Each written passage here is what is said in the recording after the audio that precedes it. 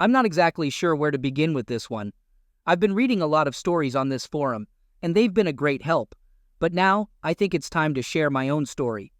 D-Day was almost a year ago. My soon-to-be ex-wife, let's call her Jenny. Jenny and I go way back to high school. She's the younger sister of one of my friends. We used to flirt a bit, but nothing serious happened because I was 4 years older than her. After high school, I got an athletic scholarship and went off to college to play football. Sadly, my career was cut short due to an injury. When I got injured and was confined to bed for 3 months at my parents' house, Jenny, who was still in high school, would come over after school to spend time with me. I can honestly say that her presence played a big part in my speedy recovery. She'd visit after school and sometimes stay till late in the evening. My parents got used to her being around, and it wasn't long before we made our relationship official. We'd lie in bed, dreaming up our future together, talking about getting married one day and what I'd do once I recovered. I knew I couldn't go back to college because my scholarship was gone due to my injury. Back then, my dream was to open a gym and run it together with her. I wasn't too bummed about my injury and the end of my athletic career. I believe everything happens for a reason. We spent a lot of time dreaming about our future, because you have to dream before your dreams can come true. She promised to join me in this venture, even if it meant dropping out of college to help me run the business. Once I recovered from my injuries, I got a job at 24 Hour Fitness. I became a personal trainer and started building a list of loyal clients, even hosting classes on meetup groups. I even branched out and became a yoga instructor, hosting free yoga sessions in public parks for more exposure. I was pretty active on social media and managed to build a decent following. I rented studios to hold classes for paying clients and even collaborated with other trainers to run classes for them. But I was itching to have my own space. 2 years down the line, I managed to open a 2,500 square foot gym. I took out a loan to buy equipment, and since I wasn't making enough to hire additional employees, Jenny stepped in. She was my girlfriend at the time, and seeing that I needed support, she quit school to help me run the business, just like she'd promised years earlier. We were already paying rent for the gym, so to save on costs, we decided to live there too. It was a small gym, but we made it work. Our membership base grew slowly but surely, month by month, thanks to our hard work and excellent customer service. We just about managed to keep the lights on. It was definitely a challenge, especially with all the competition from other big franchise gyms. About a year later, the business started to stabilize. We managed to pay off our equipment loans, and finally, we could afford to rent an apartment so we wouldn't have to live in the gym anymore. The business wasn't raking in the big bucks like I'd hoped, but we were making ends meet. I quickly figured out that the only way to really grow was to open another gym, which would demand even more of my time. But we were fueled by grit and determination to make our mark in this industry. Our dream was very much alive, and it was easier to put in the hard yards because we could see the fruits of our labor, no matter how slow they were in coming. If it wasn't for Jenny, I'm not sure the business would have made it. I mean, who else would work for 3 years without a paycheck? The first major hiccup in our relationship was sparked by jealousy. A rumor started circulating that a client and I were more than just trainer and trainee. Now, I had mostly female clients, and the majority of my group classes were women. In fact, about 95% of my clients were women. It's not that I intentionally sought them out, it's just that most guys are too proud to get a fitness trainer, thinking they can handle it on their own. Women, on the other hand, are more open to it and are willing to shell out good money for it. Since these women looked up to me, they started vying for my attention, which led to some jealousy among them. In my case, one woman in my workout group got envious, thinking I was giving more attention to another woman, which I wasn't. So, she started dropping hints to the other women that we had something going on. I guess she was trying to make the other women jealous or to keep them at bay, even though they all knew I was taken. You know how these things can spiral when women start gossiping.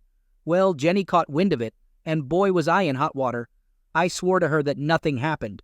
After a lot of convincing, Jenny said she believed me. But even though she said she trusted me, I could tell she had a sliver of doubt. She started popping in during my classes and training sessions, and would get jealous when I trained attractive women. This was something she never used to do. That's when things started to go south in our relationship. I felt awful about this. I wanted to do whatever I could to fix things. To me, Jenny was more than a girlfriend. She was the woman who nursed me back to health, worked on our business without pay, and was my ride-or-die chick for life. It hurt me that she was beginning to question my commitment to her. That's when I decided to propose. And it wasn't just a proposal. I also bought her a new car, which she badly needed at the time since we were sharing one. We even took a week-long vacation on a cruise ship. Seeing her so happy was absolutely delightful. When we returned from our vacation, she was recharged. The spark that she had at the start of our relationship was back. It felt good to know exactly what she needed, to be able to push the right buttons in our relationship without her even having to say anything. Fast forward 5 years after opening the gym, we were finally making enough profit to hire staff. For the first time, Jenny wasn't working 16-hour shifts. We even opened another gym, larger than our first one. We reached a point in our lives where we started planning to start a family within a year. Then disaster struck. Jenny was doing a deadlift and suffered a freak back injury. I referred her to my sports doctor, the same one who helped me recover from my injury back in my college days. I still see him for checkups every 2 months. Her injury meant she had to take several weeks off work.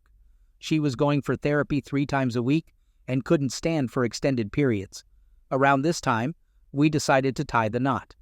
After we got married, she was still recovering from her back injury, so she was home all the time, while I was managing the 2 gyms with my team. It was a lot of stress, but I'm a hard worker, and I didn't complain because I could see the value in all my hard work. The only issue was that my wife started to feel like we weren't spending enough time together. And I agreed with her because I was only home for about 8 hours a day, most of which I spent eating and sleeping. It was different from when we used to spend the whole day together at the gym. Then she started making new friends outside our usual social circle, 2 women in particular. I didn't know much about them, but they seemed to make her happy and kept her busy. She stopped nagging me about coming home early and spending more time with her, which took some pressure off me and allowed me to focus on our business and making sure she was well taken care of. She started shopping a lot, wearing designer clothes, and asking me for more money. I think her new friends influenced her a lot. I wasn't too bothered because the amounts she was asking for were reasonable, and even if they weren't, I was willing to give it to her because of all the sacrifices she'd made for me. One day, she told me she was going on a cruise trip with her friends. It was a destination we'd planned to visit together, and I was bummed that we weren't going together. I was still supportive and asked her if she needed any money for the trip, but she said her friends were covering it. With Jenny away, I was able to put in more hours at work. We even chatted on the phone during her trip, and everything seemed normal. I could hear her friends in the background, so I had no reason to suspect she was with another man. When she returned from the trip, she became distant and less affectionate.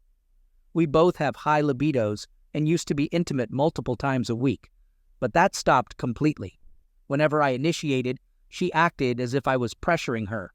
I tried to spice things up by adding more foreplay, which worked for a while, but then things went back to being stale. I would ask her how her therapy was going, and she would always respond positively. We used to go to her doctor's appointments together, but she suddenly stopped inviting me. Whenever I suggested accompanying her, she always had one excuse or another. About 3 months after her cruise trip, she dropped a bombshell on me. She was pregnant. I was taken aback because I thought she was on birth control, and we hadn't planned for this. She assured me she'd been taking her pill, but it had failed. I knew that birth control was about 91% effective, meaning that around 9 out of 100 women on the pill could get pregnant in a year. I figured she was one of the unlucky ones. I embraced the news and was excited about becoming a dad. However, 2 months into her pregnancy, I started noticing some red flags. She became distant and was constantly texting. Sometimes, when I'd call to check on her, she wouldn't pick up. I confronted her about this, but she'd get defensive and pick fights. I chalked it up to hormonal changes due to her pregnancy, so I tried to avoid arguments and just go with the flow. Then, one night when I got home, she dropped another bombshell. She told me our relationship wasn't working out, that we felt more like roommates than a married couple. I was stunned. She said she wanted a divorce. It felt like a slap in the face, and my ears were ringing. I begged her, promising to do whatever it took to keep us together. It didn't make any sense to me. I asked her how she could break up with me when she was carrying my child, but she remained silent. I asked her if there was someone else, and she denied it. That night, I couldn't sleep. I retreated to my office to think things through and get my finances in order. Both our names were on the gyms, and I feared I might lose them both in a divorce. It made no sense to me why she'd want to tear down everything we'd worked so hard to build together. I suspected there was more to the story, so out of curiosity, I started checking her iCloud. I noticed she was texting someone named Doc, a lot more than she was texting me. I opened the text thread, and it was as clear as day. She'd been having an affair with the doctor I'd recommended.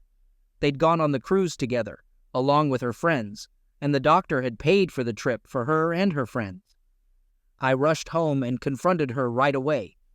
She confessed to having an affair with the doctor for the past 6 months. She put on a show of tears, but I could see through her act. It was clear she'd checked out of our marriage a long time ago, and I was just left in the dark. When I asked if that was why she wanted a divorce, she said yes. It shattered me. I couldn't believe our relationship had deteriorated to this point. The doctor she was having an affair with was a married man with kids. To give you some perspective, I'm 28 years old, and she's 24. The doctor is 43 years old, nearly twice her age. What hurt me even more was when I asked her who the father of the baby was. She said it was the doctor's. I was crushed inside, but I managed to stay calm. The regular exercise had taught me how to remain composed in difficult situations, and it was a skill that came in handy now. I asked her how foolish she thought she was to get pregnant by a married man while she herself was married. She told me the doctor was planning to divorce his wife as soon as she told me she was leaving me. I pointed out that she hadn't told me. I had to find out for myself and confront her. She confessed that she'd been trying to tell me for the past 2 months, but just couldn't muster the courage. She said she felt relieved that I'd found out. She claimed to understand the betrayal and how I must be feeling, and promised to give me an amicable divorce. She didn't want any part of the gym business we'd built together. She just wanted me not to fight them during the divorce or tarnish the doctor's reputation. In return, she'd grant me a clean exit, no questions asked. She and the doctor wanted to get married as soon as possible. It seemed like she'd rehearsed what she was going to say to me with a lawyer hired by the doctor, and she'd been coached on what to say. It hurt to see how easily it all came to her. It was like she was a different person. To me, she was more than just my business partner. She was the love of my life. To reduce our relationship to a business transaction showed that she'd checked out of our marriage a long time ago. Now I was left to pick up the pieces and move on. It's hard to fight for someone who's already given up on you for a richer man. The doctor might have more cash than me, but he'd never truly respect her because he was already wealthy before marrying her. I guess she was fed up with the struggle and bolted at the first chance she got. If she'd been smart, she would have realized that our business was on the brink of a major breakthrough. All our years of hard work were about to pay off. I couldn't wrap my head around why she'd hustle and grind with me for so long, only to bail when we were nearly at the peak. I guess her love for me must have faded. I also found out that the doctor was divorcing his wife too, and he was giving her everything she asked for in the divorce to speed things up. I guess being the bigger breadwinner, he'd be able to recoup everything in a few years. The very next day, my wife had a process server deliver the divorce papers to me at work. It was embarrassing and totally unnecessary. I tried to call her to express my displeasure, but she'd already blocked my number, which was a first. When I got home, she'd cleared out all her stuff. I was crushed. For the first time in my life, I felt alone, betrayed, and depressed. But I didn't let myself stay down for long. I've faced tough challenges all my life. With determination and confidence, I signed the divorce papers, giving her the freedom to marry the doctor. I didn't try to confront the doctor or badmouth him because that was part of the agreement. He took my wife, and in return, I kept my mouth shut. If I broke that agreement, I'd lose the business I'd worked so hard to build. It was a tough spot to negotiate from, but what choice did I have? Jenny, the woman I'd weathered so many storms with, didn't want me anymore. Fighting for her or going to war for her would be like crying over spilt milk. Just 2 days after I signed the divorce papers, my ex-wife announced our split on Facebook, posting some nonsense about how we'd grown apart and how I'd been a great partner. Reading it made me feel sick, but I knew I had to move on. I threw myself into my work and focused on growing my business. I heard that the doctor had rented a swanky apartment for them to live in, leaving his betrayed wife with their house. I guess he could easily afford another one. A couple of months later, I was scrolling through Facebook and came across a picture of them. The doctor was flaunting Jenny, his new trophy wife, cradling her pregnant belly, flashing her diamond engagement ring. It made my skin crawl. They were everywhere. It felt like every time I opened social media, I'd see a post of them. I couldn't just avoid social media because it was integral to my business. Even though we'd agreed on all the paperwork and asset separation, we were technically still married. It would take 6 months for the divorce to be finalized and for the judge to sign the decree. But then, 4 months after I'd signed the divorce papers, I saw some shocking news on Facebook. Jenny and the doctor had been at a 4th of July party on the lake, on his boat. There was a collision with another boat, and the doctor passed away on the spot. Jenny had some minor injuries, and several other people were hurt, but the doctor and one other person didn't make it. I couldn't help but feel a pang of sympathy. If the doctor had stayed with his wife instead of chasing after mine, maybe he wouldn't have been on that boat. At the time of the accident, Jenny was about 6 months pregnant. She wasn't seriously hurt, just some minor scrapes and bruises. I would have called her to offer my condolences, but she'd already blocked my number. Then, about 3 weeks later, I got a summons to court. Apparently, Jenny was trying to get her lawyer to toss out the divorce agreement we'd already signed. We ended up in court, and after the judge reviewed our case, he told her that the agreement was already signed, and she couldn't change it just because her circumstances had changed. Obviously, she never married the doctor, so she wasn't entitled to any of his money. The judge told her there was no way he'd consider dismissing the agreement and that the world doesn't revolve around her wishes. Jenny and the doctor had wanted a quick divorce, hoping to start a great life together. But fate had other plans. The judge pointed out that her plan to swap husbands didn't work out, and now she was trying to dump everything back on me after betraying my trust. She argued that she was entitled to half of my business because we built it together, and that she dropped out of college for my business. She claimed she had no way of making ends meet because she had no marketable skills and a baby on the way. The judge told her to get her resume together and find childcare or a family member to help her out. All she kept saying was that it was unfair, and she wouldn't even look at me in court. I told her that everything that had happened was her decision, and she'd essentially hung herself with her own actions. I was just a bystander in all this. After she lost the case and the judge granted our divorce as per the original agreement, she unblocked my number and started trying to negotiate with me. It was unbelievable how she thought she could manipulate me now that I was wise to her games. It's still heartbreaking to this day because she was my first true love. Sadly, things got so bad for her that she ended up giving up the child for adoption and now works as a server at a restaurant.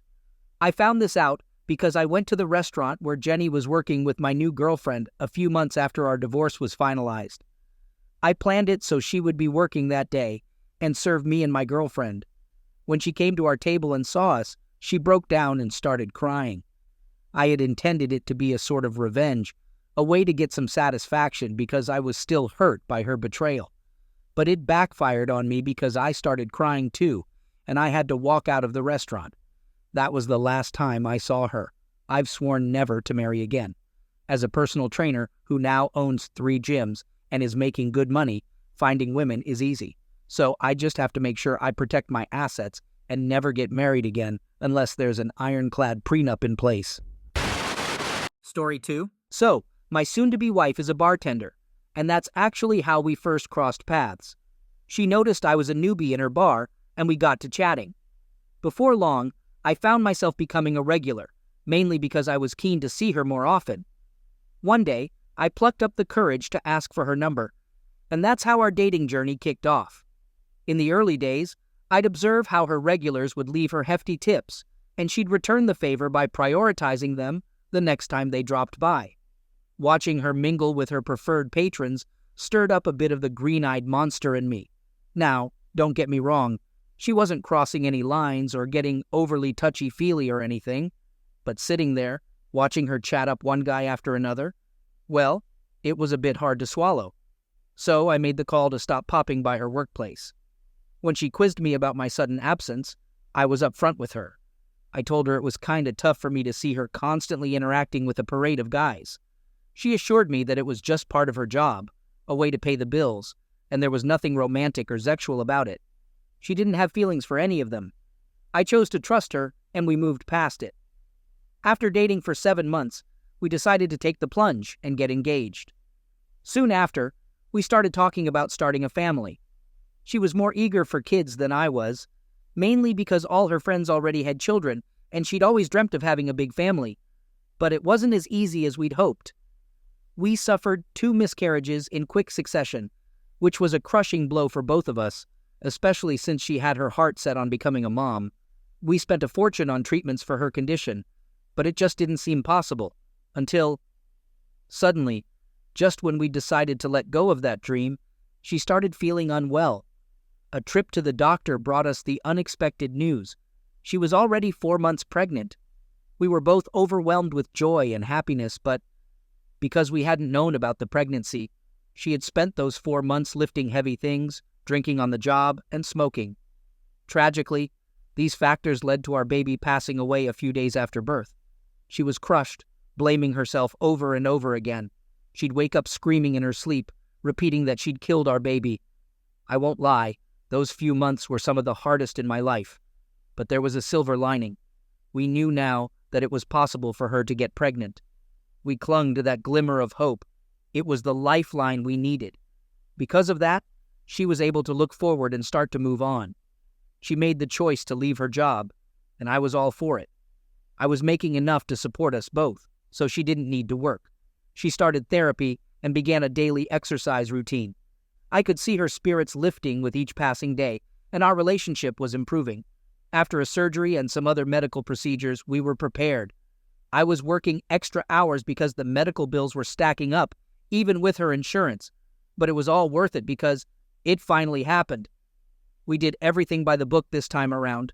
Regular medical checkups, taking vitamins, no smoking or alcohol, regular exercise, healthy eating. We ticked all the boxes. But around the 6-month mark, it happened again.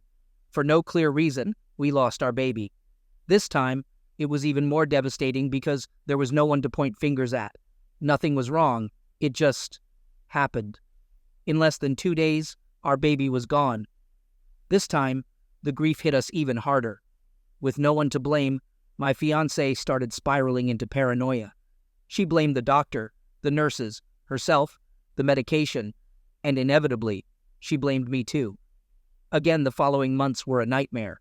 My body adapted to this new reality by developing a light sleep pattern. Whenever I'd hear her scream or have nightmares, I'd instantly wake up, hold her close, reassure her that everything was going to be okay. And once she calmed down, I'd fall back asleep instantly. I was surviving on just a few hours of sleep each night, and there were times when I'd stay awake when her nightmares got worse. Throughout this ordeal, I had people reaching out to me, asking about her well-being, or if we needed anything. They were too scared to approach her directly. All this while, I've been bottling up my own pain, unable to share with her how utterly shattered I am. She always tells me how much she's leaned on me and feels guilty about it. But I've noticed that whenever I show any signs of faltering, her condition worsens, so I've learned to keep my feelings locked away. I tried to share once, but it didn't go well. She had a minor mental breakdown, and I couldn't continue. She's incredibly strong to endure this whole process, but she crumbles easily when I show any signs of weakness. She needs my strength to keep going, and any display of vulnerability on my part makes her feel guilty. She's transformed into a completely different person from the woman I fell in love with, and understandably so. She's developed complexes, mood swings, and other coping mechanisms, but we've kept pushing forward. One day, she mentioned she was thinking of returning to her job because we were struggling to keep up with all the medical bills. I felt a pang of sadness because I knew this was a sign that we were losing hope of having a child, something she'd always dreamed of. But I also knew that the medical bills were becoming a mountain too high for me to climb. I thought maybe if she started working again, it might help bring back the woman I fell in love with. However, 2 weeks after she resumed her job, she seemed even more distant. I'd get home from work at 5 p.m., and she'd be working until 3 a.m., so we barely saw each other except on weekends when I wasn't working. I wanted to shake things up a bit, maybe recreate the times I used to visit her at work to rekindle our connection. So, one Friday night, I decided to surprise her at her workplace. I showed up around 10 p.m., unannounced. When I walked in, I didn't see her behind the bar. There were 2 other female bartenders working, but she wasn't among them. Thinking she might be in the back or had stepped out to the restroom, I decided to wait. After about 20 minutes, one of the bartenders recognized me. She informed me that my fiancé had left about 30 minutes ago and I'd just missed her. I asked why my fiancé had left early, mentioning that I'd come to surprise her. The bartender told me that since returning to work, my fiancé had been leaving at 10 p.m. This was news to me. She'd never mentioned it. I played it cool, pretending I already knew, as the bartender was giving me a strange look. I left the bar, feeling utterly confused. Ever since she'd returned to bartending, my fiancé had always come home around 3 a.m. We share our locations with each other on our iPhones, and her location showed she was just a few steps away in the parking lot. The parking lot was jam-packed that day, but her phone's location was showing up in a more isolated, tree-filled area further out where there were fewer cars. Initially, I thought maybe that's where she'd parked, but then why would she park so far from the bar? As I headed towards the location her phone was pinpointing, I saw her car parked closer to the bar, right in her usual spot. I checked around her car to make sure it was indeed hers, and to see if anything was off. Everything seemed normal, but I was left scratching my head as to why her phone was showing she was about 50 yards away from her car, in the tree-filled area.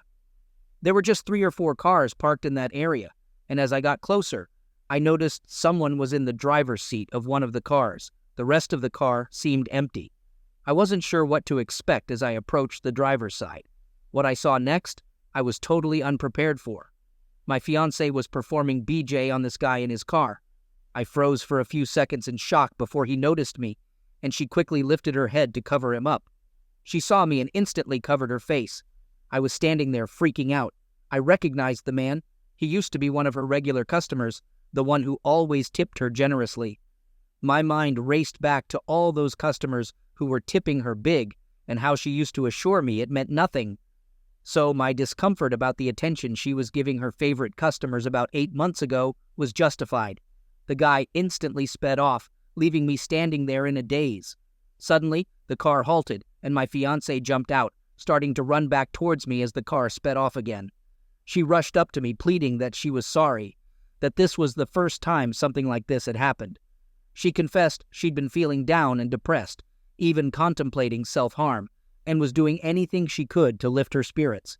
She pleaded with me to go home together, saying she just wanted to hold me and didn't want to lose me. I told her I needed some space to process what I'd just seen.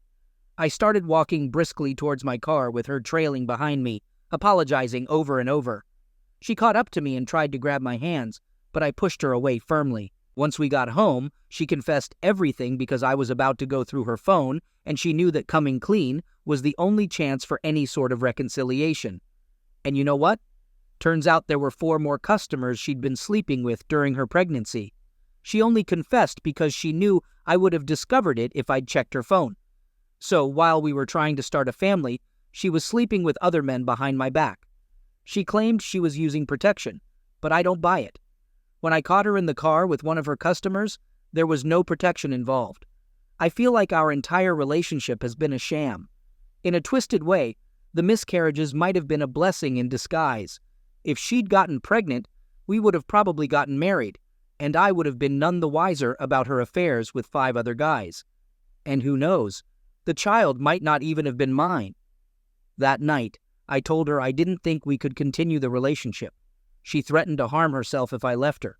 But I know now that she's just using that to manipulate me and keep me in this relationship. I've learned my lesson, though. I've already told my best friend about everything, and I'll be moving in with him until I can find a more permanent living situation. At first, I kept it from my family because I was too embarrassed to tell them. I knew they'd be disappointed since they were so fond of her. 2 weeks after D-Day, I finally moved out of the apartment. She was still trying to get me to help with her medical bills. I told her I couldn't support her in that way, and I wasn't legally obligated to since we weren't married. I suggested she ask all the guys she cheated on me with to chip in and help with her bills. I wanted to keep our breakup low-key. But when she started spreading rumors that I was the one who cheated, trying to tarnish my reputation, I decided to tell my family the real story. I also told our mutual friends that she was the one who cheated on me with multiple men.